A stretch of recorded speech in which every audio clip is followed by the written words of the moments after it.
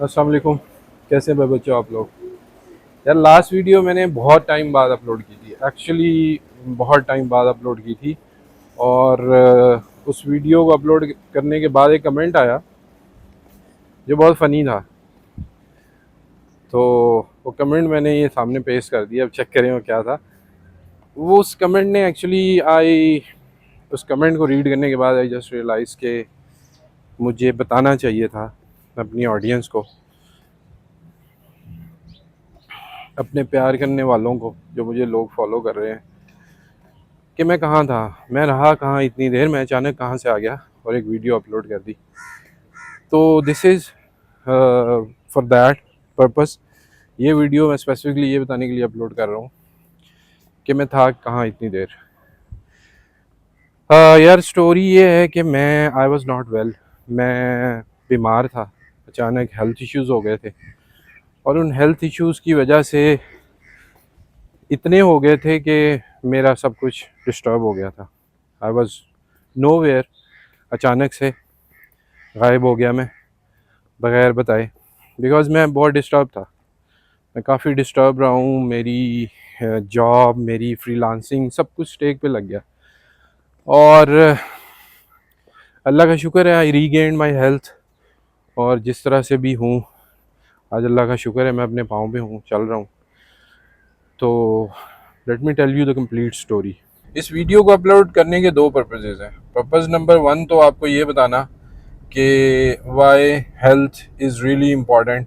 अगर आप वो चाहे फ्रीलांसिंग ही कर रहे हैं तो उसके लिए भी, कोई भी काम है दुनिया का, उसके लिए हेल्थ क्यों इम्पॉर्टेंट है। हेल्थ नहीं है तो कुछ नहीं है। Purpose number two is continuity. अगर आपकी कंटिन्यूटी कहीं भी गई तो आपका काम गया, बढ़ गया, रियली बढ़ गया। तो हुआ ये था कि बैक इन 2022 मुझे कोई 2-3 महीने, मतलब एक्चुअली ये दिसंबर में डायग्नोस हुआ मुझे ये प्रॉब्लम। और इससे पहले मुझे 2-3 महीने मेरी कमर में ना दर्द आहिस्ता आहिस्ता से, हल्का हल्का सा दर्द शुरू हुआ। मैंने इसे इग्नोर करता रहा ये समझ के कि यार ये मस्कुलर है तो कोई मसला नहीं, हो जाएगा आहिस्ता आहिस्ता। लेकिन वो 2-3 महीने गुजर गए, मैंने उसको इतना सीरियस नहीं लिया। दिसंबर में मुझे ये प्रॉब्लम ज़्यादा शुरू हो गया। दिसंबर में आई फेल्ट के यार मेरे से अब ये बर्दाश्त नहीं हो रहा। मैं फिजियोथेरेपिस्ट के पास गया। फिजियोथेरेपिस्ट ने कहा कि यार मुझे ये फिजियोथेरेपी का मामला नहीं लग रहा, आप ऑर्थोपेडिक सर्जन के पास जाएं, ऑर्थोपेडिक सर्जन आपको बताएगा कि ये क्या मसला है। मैं ऑर्थोपेडिक सर्जन के पास चला गया। ऑर्थोपेडिक सर्जन ने मुझे कहा कि आप एक्सरे करवाएं अपने लोअर बैक के, तो पता चलेगा ये क्या प्रॉब्लम है। लोअर बैक का एक्सरे करवाया, उसने कहा ये प्रॉब्लम है, कोई सीरियस प्रॉब्लम लग रहा है। एमआरआई का कहा, उसने एमआरआई करवा लिया। जब एमआरआई करवाया तो पता चला कि मेरी मैं एक डिजीज़ है जिसमें डिस्क बल्ज हो जाती हैं। तो मेरी वो दो डिस्क जो है L4 और L5 वो बल्ज हो गई हैं कम्प्लीटली।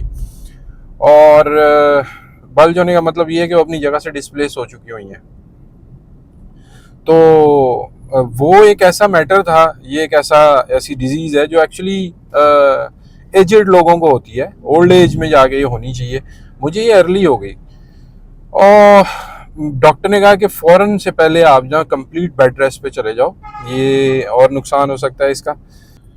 तो ये बीमारी मुझे डायग्नोस हुई दिसंबर 2022 में, और मैं मई तक 23 मई तक मैं 2023 तक मैं बेड रेस्ट पे रहा।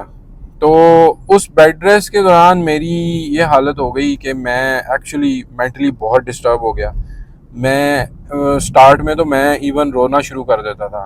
मैं रोता था कि मेरे साथ ही क्यों हुआ है। मुझे शदीद पेन होता था, बर्दाश्त से बाहर होता था वो पेन। पर मैं ये सोचता था कि वाई मी, मेरे साथ ही ये क्यों हो गया है, किसी और के साथ क्यों नहीं हुआ। तो मुझे मेरी फैमिली ने समझाया, बहुत सपोर्ट दिया उस टाइम फैमिली ने। उन्होंने ये बताया कि ये इससे वर्स्ट भी हो सकता था, कोई एक्सीडेंट भी हो सकता था, कोई कार एक्सीडेंट हो जाता, आप कंप्लीटली पैरालाइज हो सकते थे। तो उन चीज़ों से खैर मुझे बहुत ज़्यादा इनकरेजमेंट मिली। और मैंने टाइम, उस टाइम बहुत होता था, मैंने गेम्स खेली, बहुत ज़्यादा गेम्स खेली। मैंने स्टीम डेक ख़रीदा, PS5 तो मेरे पास पहले था लेकिन बैठ के मैं खेल नहीं सकता था, तो मैंने स्टीम डेक ख़रीदा। उसके बाद प्ले स्टेशन पोर्टल ले लिया। लेकिन ना कोई चीज़ मिसिंग थी, मुझे मज़ा नहीं आ रहा था। तो फिर आहिस्ता आहिस्ता बेटर होता गया, मैं अब चलना फिरना शुरू हो गया ठीक। लेकिन इस सारी ड्यूरेशन में मेरा बिजनेस बहुत डिस्टर्ब हुआ, मेरा फ्रीलांसिंग बिल्कुल डिस्टर्ब हो गई, मेरी जॉब बिल्कुल डिस्टर्ब हो गई, चीज़ों पे ग्रिप नहीं रही। तो उस ड्यूरेशन में मेरी प्रोफाइल्स इतनी डी रैंक हो गई अपवर्क पे, फाइवर पे, कि मैं आई वाज नो वेयर। मैंने फिर अपने गिग्स को चेंज वेंज किया, उसमें जो भी मॉडिफिकेशंस की, लेकिन कुछ फ़ायदा नहीं हुआ।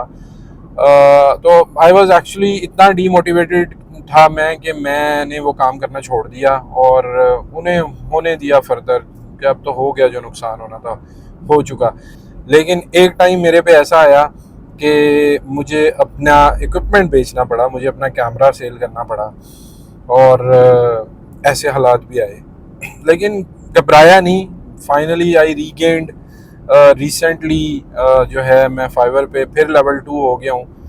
तो हिम्मत नहीं हारनी, पर्पज़ ये था इस पूरी वीडियो को शूट करने का, कि ये बताऊं कि मेरे साथ हुआ क्या था, प्रॉब्लम क्या था, और मैं हिम्मत नहीं हारा।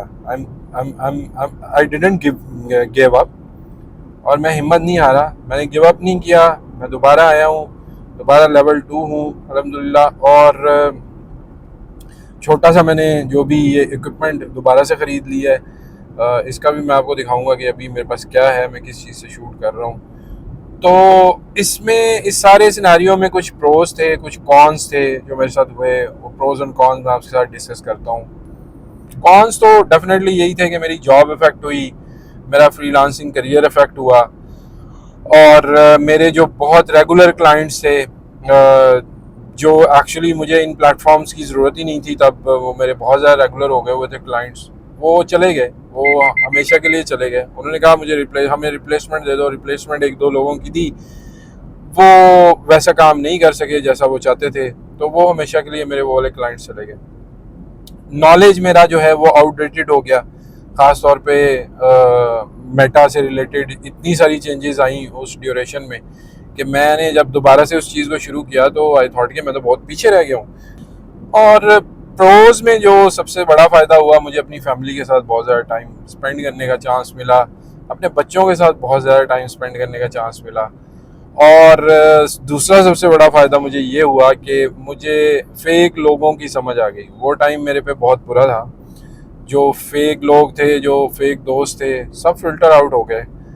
तो उस टाइम में कुछ गिने चुने ऐसे लोग रह गए जो मुझे समझ आई कि ये मेरी लाइफ में इम्पोर्टेंट है, मैंने सिर्फ इन्हीं को इम्पोर्टेंस देनी है, बाकी लोग सब ऐਵੇਂ ही हैं। तो ये पता चल गया मुझे, क्योंकि बुरे टाइम में ही आपको पता चलता है कि दोस्त कौन है और सो कॉल्ड दोस्त कौन है। तो फाइनली मेरा यूट्यूब का भी यही सीन हुआ। यूट्यूब में भी मुझे एक्चुअली जो है वो डीमोनेटाइज कर दिया यूट्यूब में, क्योंकि मैं बिल्कुल अपलोड कुछ नहीं कर रहा था कंटेंट, और कंटेंट अपलोड ना होने की वजह से व्यूज़ भी कोई नहीं आ रहे थे। तो यूट्यूब की तरफ से मुझे 1-2 महीने ईमेल्स आती रही कि आपके व्यूज़ डाउन जा रहे हैं, तो डीमोनेटाइजेशन की तरफ जा रहे हो। और फाइनली उन्होंने एक दिन ईमेल कर दी कि हम आपको डीमोनेटाइज कर रहे हैं, जब आप दोबारा से मोमेंटम पकड़ लेंगे कभी तो विल सी यू अगेन। तो यहाँ था भाई, मैं ये बताना था आपको कि मैं कहाँ था। आ गया हूँ इंशाल्लाह फिर, और इंशाल्लाह मुलाकात अब रहेगी, रेगुलर रहेगी, ऑलमोस्ट डेली रहेगी, बिकॉज मैंने आप लोगों को बहुत मिस किया, मैंने इस प्लेटफॉर्म को बहुत मिस किया है। तो जो भी होगा मेरी लाइफ में, जो चल रहा है, जो मैं कर रहा हूँ, जो सिखा सकता हूँ आपको सिखाता रहूँगा, और ये सिलसिला इंशाल्लाह अब चलता रहेगा। Thank you very much for watching. Please do subscribe अगर आप पहली दफ़ा आए। नेक्स्ट टाइम के लिए अल्लाह हाफिज़।